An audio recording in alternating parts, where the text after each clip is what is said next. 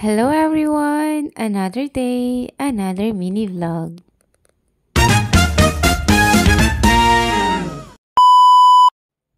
Hello everyone! Nasa second month na tayo ng Burmans. For sure, yung iba sa inyo, may mga bucket list na kayong pasyalan ngayong paparating na Christmas. Sabi nga ng mga nasa ibang bansa, iba pa din ang Christmas sa Pilipinas. Dito kasi, September pa lang madami ng pakulo.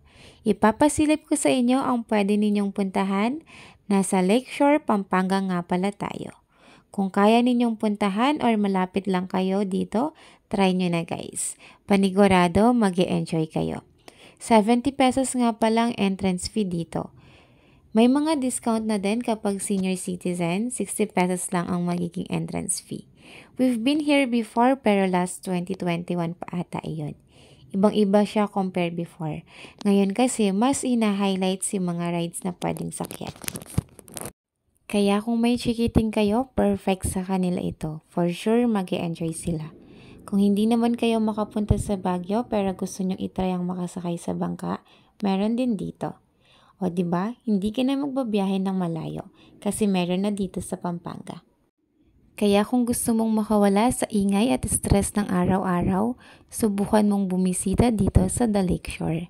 Maglakad-lakad, magpicture o simpleng maupo lang sa tabi ng lawa habang pinapanood ang paglubog ng araw o ang bibe. Dahil minsan, sa katahimikan natin naririnig ang mga sagot na matagal na nating hinahanap. Cherries, joke lang po. Pero sa totoo lang guys, hindi mo na ako mapapasakay sa ganito. Experience ko kasi sa Baguio or experience namin sa Baguio. Actually, nakakatakot talaga siya. Although, may life vest na. Pero parang feeling ko lulubog ka. Parang ganon. Nakakatakot kasi siya kasi kayo yung magsasagwan. Pero if gusto nyong maranasan at ma-enjoy din, try nyo din, maganda siya. Ayan, so sa moment na to, paakyat na kami papuntang Skybike. Ayan, yun yung tinry namin sa lahat ng mga rides.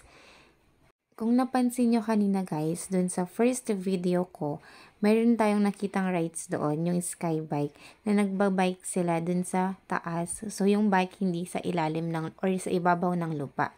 Nasa taas kayo, ay yung view natin. Okay naman yung feeling or wala akong feeling that time? Or manhid na ba ako? Cheers. Hindi siya nakakatakot, pero okay to, baka mas ma-enjoy nyo kaysa sa akin. Pero honestly, no, enjoyable naman siya. Relaxing, yung simoy na hangin, sa taas madadama mo. And payo lang, if sasakay kayo dito, huwag ninyong masyadong bilisan. Kasi hindi ganun kalayo or kahaba ang ibabike ninyo. Para mas ma-feel at masulit ninyo yung feeling na nasa taas ka. So, try nyo guys, if pupunta kayo dito sa Lakeshore, isa sa mga rides na sasakyan ninyo is yung Skybike. So, makakapag-selfie ka ba dyan habang nasa taas ka? Ganda-gandahan pa tayo dyan, pero as you can see, if napansin ninyo yung mukha natin, medyo may maga pa ng konti doon. And if gusto nyo naman ng ibang rides, ayan yung may sway dyan. Nakalimutan ko kung anong tawag dyan. Ayan, naalala ko na. So, that is Viking. So, Viking pala yan, guys. Madaming rides. And madami din pang bata. So, if may mga kasama talaga kayong chikiting, at least mayroon silang ilo-look forward. Maganda. Ayan, so isa sa mga view natin dito sa taas, ang lawak ng parking. Kaya madaming makakapunta talaga and madaming sasakyan na nakapark dyan. So, maaliwalas siya. Ayan, maaliwalas talaga yung place, ang lawak ng lugar. So, madami kang lalakarin and madami kang spot na pwedeng mag-picture dyan. So, talagang ma-enjoy mo at masusulit mo talaga. So, dito sa part na to, ang ganda ng lightings, no? Ayan, ito yung nasa harapan ng lighthouse ng Lakeshore. So, medyo mataas, may kataasan din yung lighthouse.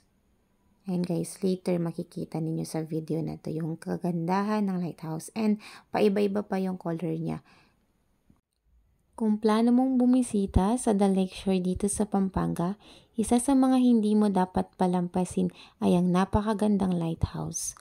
Mula sa malayo, makikita mo agad ang eleganteng struktura nito na nakatayo sa gitna ng katahimikan ng lawa. Para bang nagaanyaya na lapitan mo at namnamin ang ganda ng tanawin. At pagdating mo sa lighthouse mismo, mapapahinto ka talaga saglit.